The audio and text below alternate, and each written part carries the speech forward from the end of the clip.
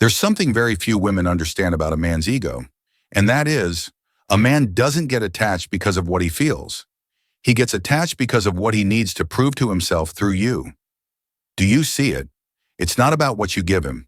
It's about what he wants to prove to you. And here comes the uncomfortable truth. If you don't know how to deal with his ego, he might feel powerful around you, but he'll never become addicted to you. Because at the deepest level, his instincts don't respond to sweet love or constant affection.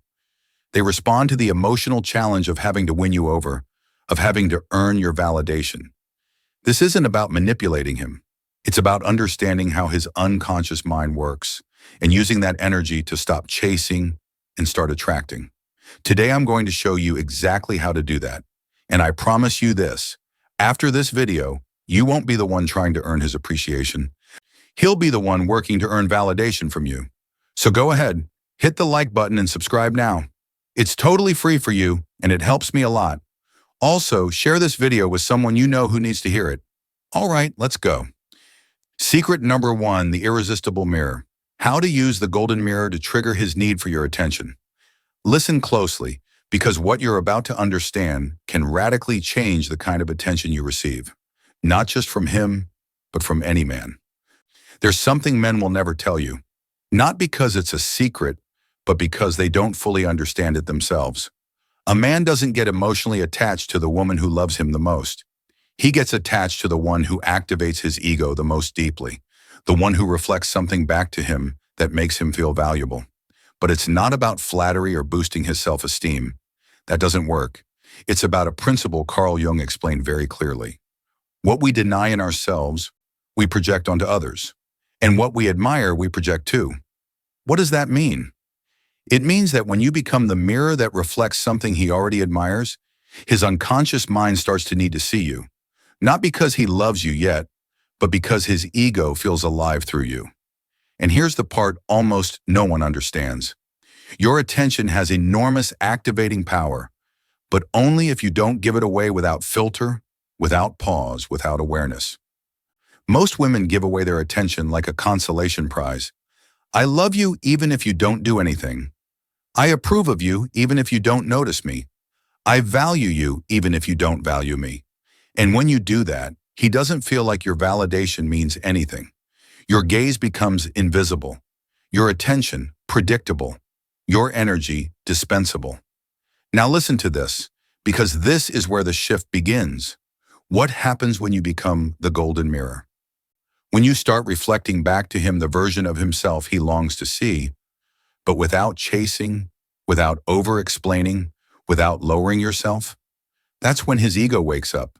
Not his love yet, but his hunger to impress you, his need to see in you that powerful reflection that validates him, that elevates him, that makes him feel worthy. But this doesn't come from submission. It comes from well-crafted mystery. Have you ever had a man who just couldn't stop looking at you, and you didn't even know why?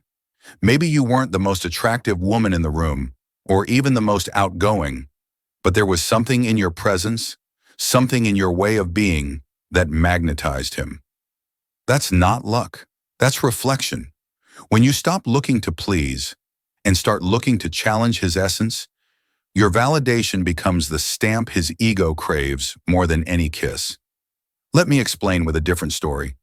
One that doesn't start with heartbreak, but with power. And Andrea was 52 years old and living one of the best moments of her life. Not because she had a partner, not because she had healed completely, but because she had finally fallen in love with her own reflection, with the way she spoke, the way she took care of herself, the way she looked at herself in the mirror. One day she met Ezekiel. He wasn't just any man. He was successful, charismatic, and most of all, used to having women worship him. But with Andrea, that didn't work. Yes, she looked at him, but she didn't melt.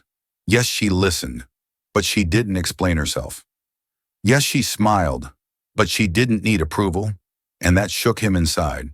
He didn't know what to do with that energy, because his ego was trained to receive validation without effort.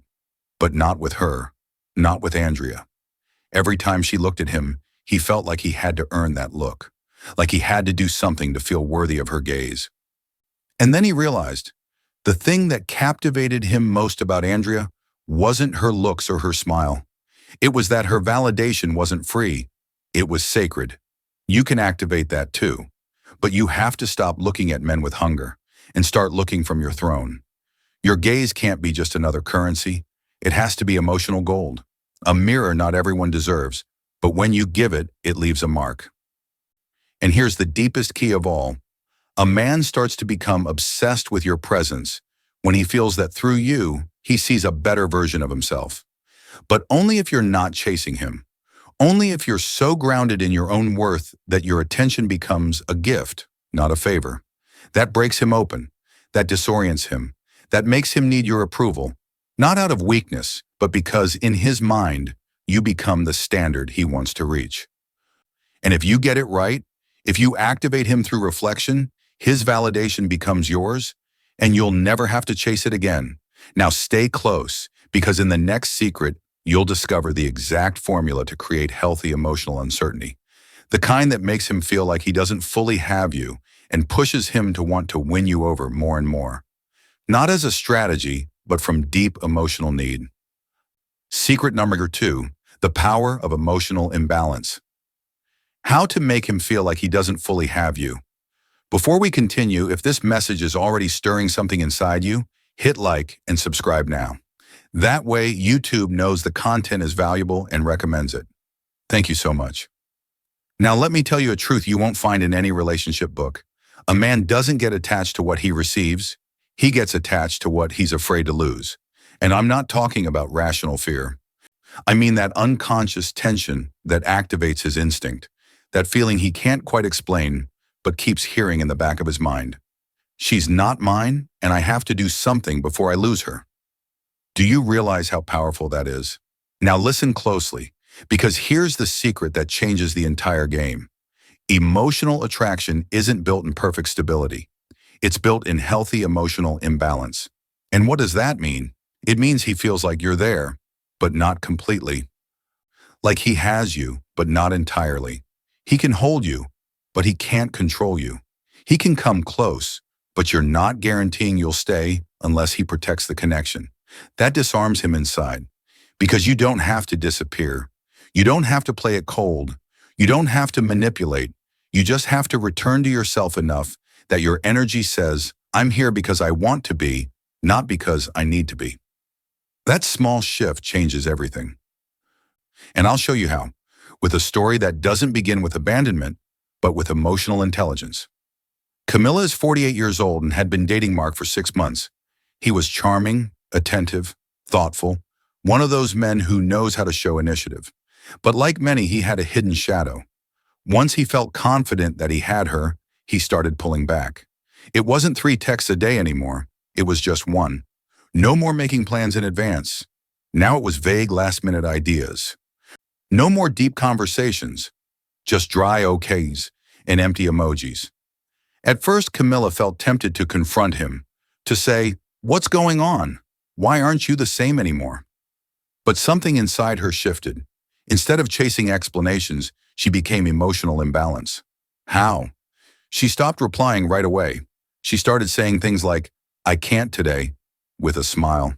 She began prioritizing her routines, her gym, her girlfriends.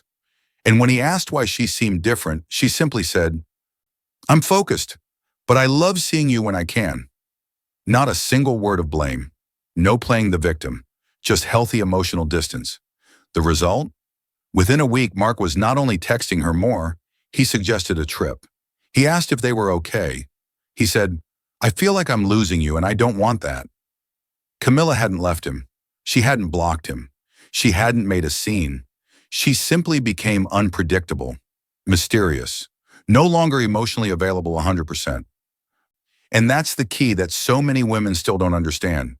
When you're completely predictable, totally accessible, and endlessly emotionally available, you give his ego security, but you don't activate his desire. But when your presence has invisible curves, when your energy can't be fully captured, when your interest isn't guaranteed, that's when he enters a state of emotional alert. And that state creates attachment, not because you're manipulating him, But because your emotional authenticity doesn't belong to him, and what can't be owned becomes irresistible. Now take this to heart. You don't need to play hard to get.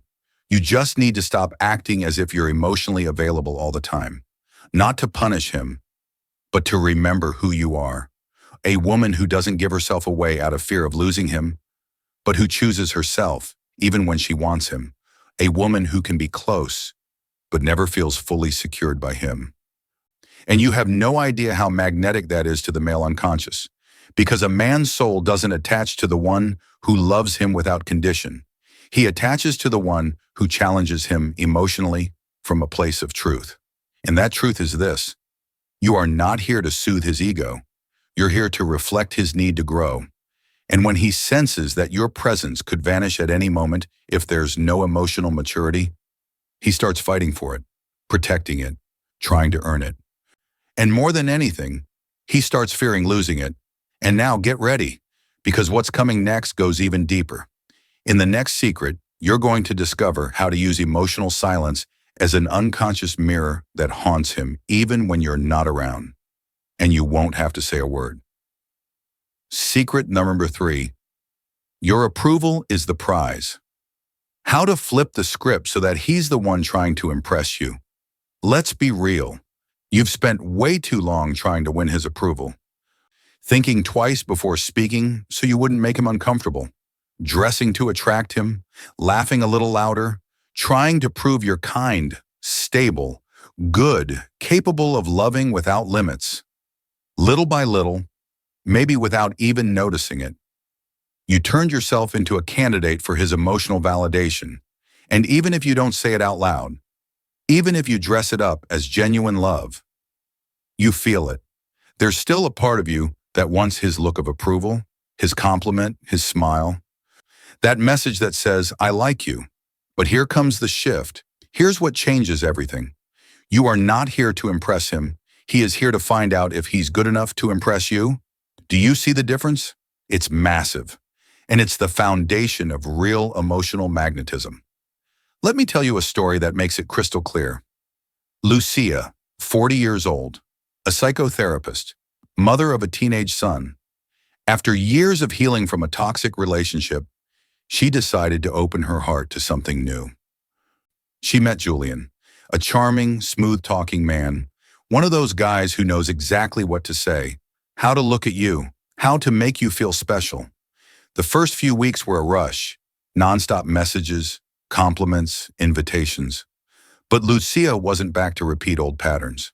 There was something different in her eyes. She was no longer seeking his approval, so when he tried to impress her with his achievements, Lucia would smile, but she wouldn't melt. When he spoke about his professional success, she asked, "And how do you balance that with your emotional life?" When he invited her to something expensive, she'd say, "I'd rather have a good conversation than a fancy dinner." But the most powerful moment came when he tried to rush things by saying, "I usually move faster when I really like someone." And she calmly replied, "I usually move slower when someone really interests me. I don't like rushing if I don't know there's something real." Boom, no raised voice. No, I know my worth speech. No power games. Lucia just set the tone. Her approval was the prize. She didn't sell herself. She didn't over-explain. She didn't try to please. She just showed up centered in herself. And what happened next was telling. He started seeking her attention more. He became more genuine. He stopped performing and started showing who he really was, because he felt something he hadn't felt in a long time. That she didn't need him. And still, she had the power to shake him. And that, my friend, that breaks a man's ego and awakens his soul, because he finally meets a woman who isn't here to be chosen. She's here to choose. And you can do the same thing right now. How? Start by shifting your focus. Don't ask yourself, does he like me? Ask yourself, do I like what I'm seeing from him when no one else is watching? Don't analyze whether you're being enough. Observe whether he is aware of what you bring to the table. Don't wonder what you could do better to get his attention. Ask whether he's truly deserving of your energy. And above all, change your inner language. Stop saying, why doesn't he text me like before? Start saying, do I want a man who makes me feel unsure when I'm ready for something clear? Stop saying, maybe I'm too intense. Say instead, maybe he doesn't have the depth to handle my intensity. See the difference? When you make that internal shift, your presence transforms. You stop asking for attention. You start commanding it. You stop competing. You start selecting. You stop adjusting. You start setting standards and sticking to them. And you'd be surprised how that invisible energy starts to change his behavior without you saying a single word. Because the male psyche, even if he won't admit it, responds to subtle emotional challenge. Not to compliance, not to everything's fine, but to that calm strength that says, if you want to be here, you're going to have to show me who you really are. So remember this deep in your core. Your validation isn't a gift to hand out. It's a privilege to be earned. And a man who understands that protects it. Start today. Don't tell him you're evaluating him. Let him feel it. Let him sense it in your gaze, in your pauses, in your decisions. Let it be clear. You are not here to beg for approval. You are here to see if he deserves yours. And trust me, that will shake him far more than any tactic or strategy ever could. Because a man's ego can ignore your words, but it can't ignore a woman who becomes her own reward. And what's coming next is even more powerful, because in the next secret, you'll discover how to completely disarm him with focused emotional silence. Not as punishment, but as a mirror. And once you see what that does to his mind, you'll understand why so many powerful women stop begging and start being genuinely desired. Fourth secret, how to speak to his ego. Without him noticing, here's a truth no one tells you, but it changes everything when you understand it. The male ego doesn't respond well to demands, but it surrenders to emotional challenge that doesn't announce itself. And what does that mean? It means you don't have to shout your worth. You don't have to beg, plead, or pressure. What you really need is to awaken the part of him that still wants to win you over. Not because you ask him to, but because he feels he hasn't fully earned you yet.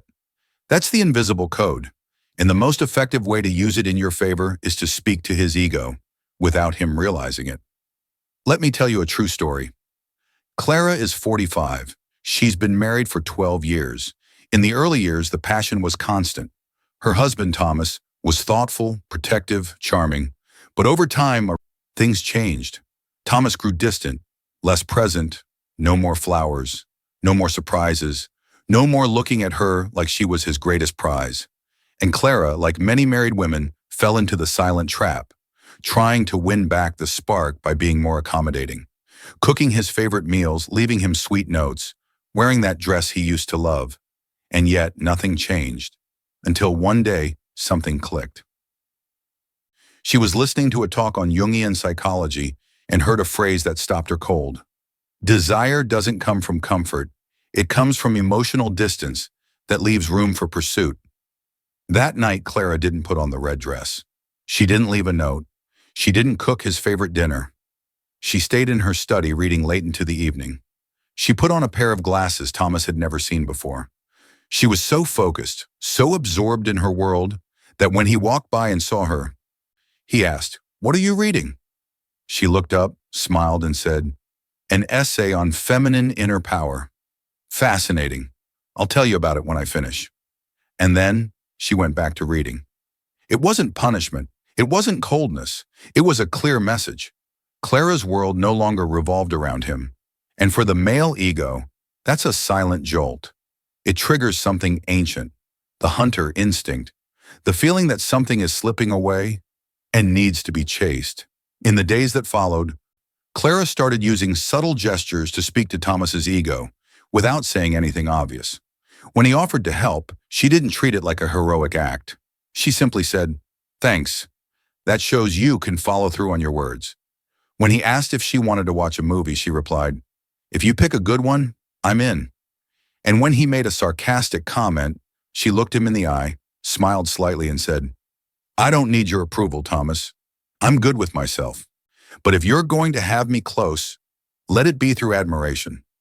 No fight, no shouting, just quiet, strategic messages that his ego understood at a deep level."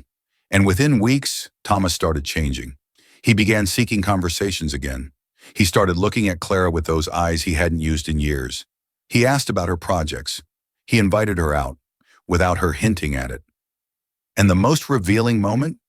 One night over dinner, he said, "You seem different, distant, somehow, but I like it.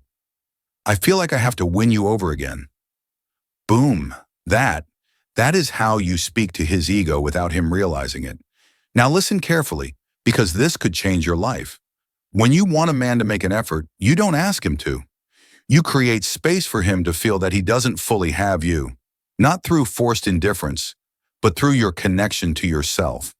That energy says, "I'm here because I want to be, not because I need to be. And if tomorrow you stop adding to my life, I'll know when to walk away." A man's ego doesn't desire what he already holds in his hand. It desires what it believes it could lose if it doesn't step up. And you can make him feel that with gestures like these. Not replying immediately to every message. But when you do, your presence is clear and firm, showing enthusiasm, but also discernment, accepting an invitation, but suggesting the place yourself, acknowledging his effort, but not turning it into a celebration, and most importantly, not acting surprised when he behaves like a conscious, emotionally present man. Just let your verbal and nonverbal language say, "That's the bare minimum I deserve."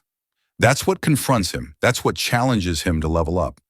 That's what activates his masculine drive to earn your admiration.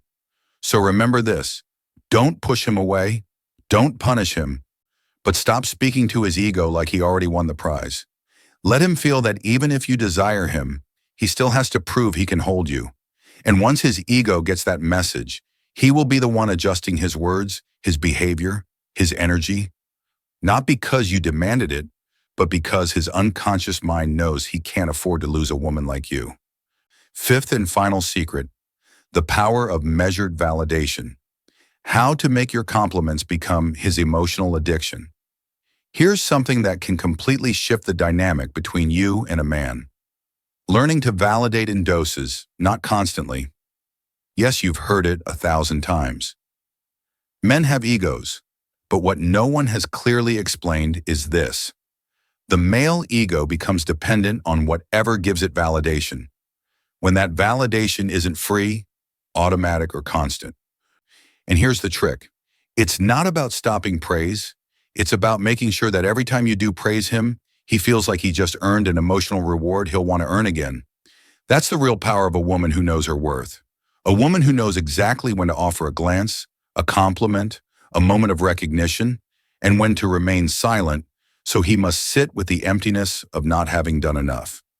And how does this apply in real life? Let me show you with a story. Marina, 55 years old, an occupational therapist, met Adrian at a personal growth retreat. He was one of those men with presence, confidence, leadership, the kind who's used to being admired. In the beginning, when they went out, he would talk about his accomplishments, his travels, his projects. And she, like many women, reacted with awe. "Wow, that's amazing. You're brilliant. That's incredible." And of course, he felt seen, but he also felt comfortable, too comfortable. Then one day, a friend said something to her that changed everything.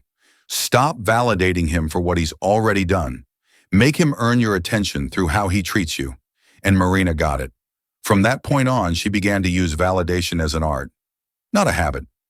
When Adrian did something routine like paying the bill, giving a generic compliment, or texting late at night, she responded with kindness, but without overflowing enthusiasm. She would simply smile or say, "Thanks. That's nice. Okay." But when he made a genuine effort, like remembering a special date or planning a surprise for her, that's when Marina looked him in the eye and said with intention, "That gesture really touched me. I can tell it came from the heart." And that threw Adrian off, because for the first time, his mind started to distinguish between what was enough and what carried real emotional weight. Do you see how powerful that is? When you compliment a man for everything, he doesn't distinguish anything. But when you're selective, when your words are rare but authentic, when your recognition isn't automatic but a response to something that truly resonates with your soul, then he starts to associate you with something much deeper. an emotional source of validation that makes him feel seen, but that he can't buy. And that is addictive. Because the male ego doesn't fall for someone who flatters him without filter. It falls for the one who, with a single phrase, makes him feel more like a man. And that only happens when you choose not to validate out of reflex, but out of truth. Here are a few practical tips you can start using today. Praise effort, not just results. Instead of saying, "You're great at that," say, "I was really moved by how much you put into that." Acknowledge the emotional, not just the visible. If he opens up emotionally, say it. "The fact that you shared that with me says more than 1,000 words." Use silence as a mirror. When he does something mechanical or empty, don't punish him. Just don't validate it. Let him feel the contrast. Let him wonder. Make your validation reflect your standards. Don't say wow for something that doesn't move you. Save that wow for the moments that truly strike a chord, because that's when he'll know he's truly reaching you. And here's something even deeper. When you learn to give validation in measured doses, you're not doing it to manipulate. You're doing it because you no longer feel the need to overdo it to keep his interest. Because you're no longer afraid he'll walk away if you don't applaud everything. Because now you know your presence is the real gift. And if he wants to be worthy of it, let him prove it. Remember this, your compliments are jewels, not loose change. And if someone wants to take one home, they'd better earn it, because you're not here to beg for love. You're here to reflect, through your standards, the kind of love you deserve. And a woman who knows how to use her validation like an art form becomes an emotional necessity that no man can ignore. Ever. Ready for what's next? Because now we're heading into the conclusion, and I'm going to show you exactly how to bring all of these strategies together into a single, powerful presence that not only activates his ego, but awakens his soul. When you learn to speak to a man's ego, he stops looking for someone else. He starts looking for you. Because now what he craves isn't your body, it's your approval. And if this video awakens something in you, leave this declaration in the comments. I don't seduce his body, I master his ego. Because that's where real power lies. And you've just begun to use it. If this message resonated with you, drop a powerful like, subscribe, and don't forget to turn on the bell. But above all, don't leave just yet. There's so much more waiting for you. Dive into the other videos here on the channel and keep expanding your energy and your power. I'll see you in the next video.